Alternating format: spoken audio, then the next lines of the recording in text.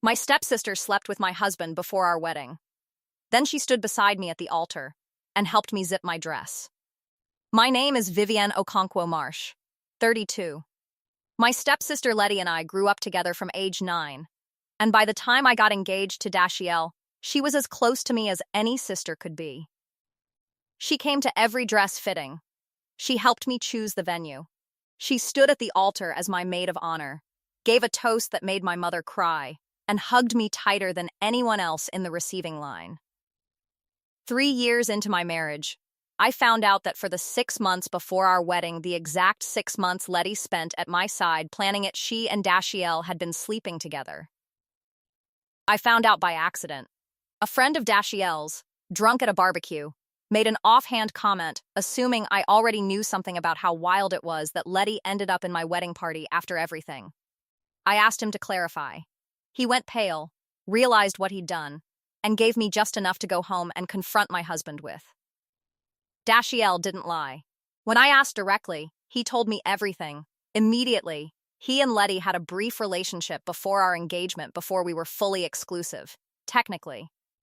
Though he acknowledged that didn't make it feel any less like betrayal once I heard it. He ended it the moment he decided to propose, told Letty clearly it was over, and never touched her again. He said he'd carried guilt about it for years, and had wanted to tell me a dozen times, hating himself more with every year he didn't. I believed him. I was devastated, but I believed him. And here's the strange, specific thing about my anger. It was never really about Dashiell. He'd made a mistake before we were fully committed, ended it cleanly, and told me the truth the second I asked, at real cost to himself. I could eventually hold that. What I could not hold was Letty. Because Letty hadn't just slept with the man I would marry. She'd done it, watched him choose me, and instead of stepping back when I asked her to be my maid of honor, she said yes. She sat beside me at 4 dress fittings, held my hand while I cried happy tears trying on veils, helped me write vows to a man she'd been in bed with months earlier.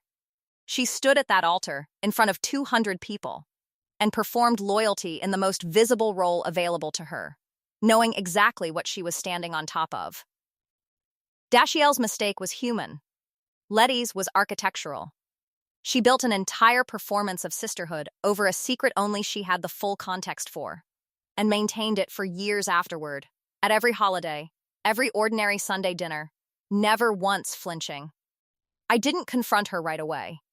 I sat with it for weeks, deciding what consequence actually fit what she'd done.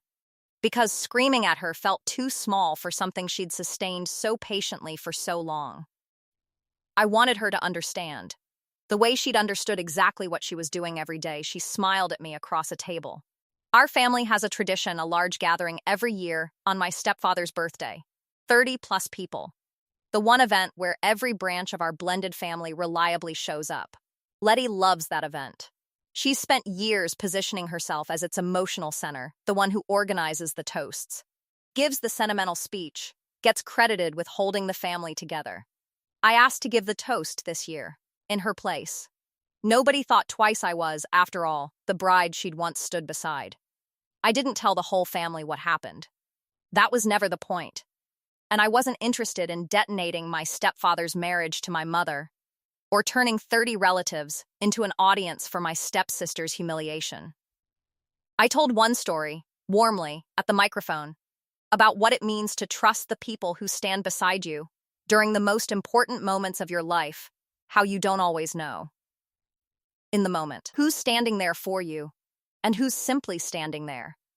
I looked directly at Letty while I said it. I thanked her, by name, for everything she helped me plan, and let that phrase sit in the room exactly as long as I needed it to. Nobody else understood it. She understood every word. I watched her maintain the same careful composure she'd been performing for 3 years. And for the first time, I watched it almost fail her, right there in front of everyone she'd spent years performing loyalty for. She found me afterward in the kitchen, asked if I knew. I told her I'd known for 2 months. She started to apologize, and I told her I didn't need it, not there. Not that night, I needed her to understand I'd finally decided which version of her I was keeping in my life. And it wasn't the maid of honor. It was the truth. We're not close anymore. Cordial at family events, because our parents are still married and some distances have to be managed rather than declared.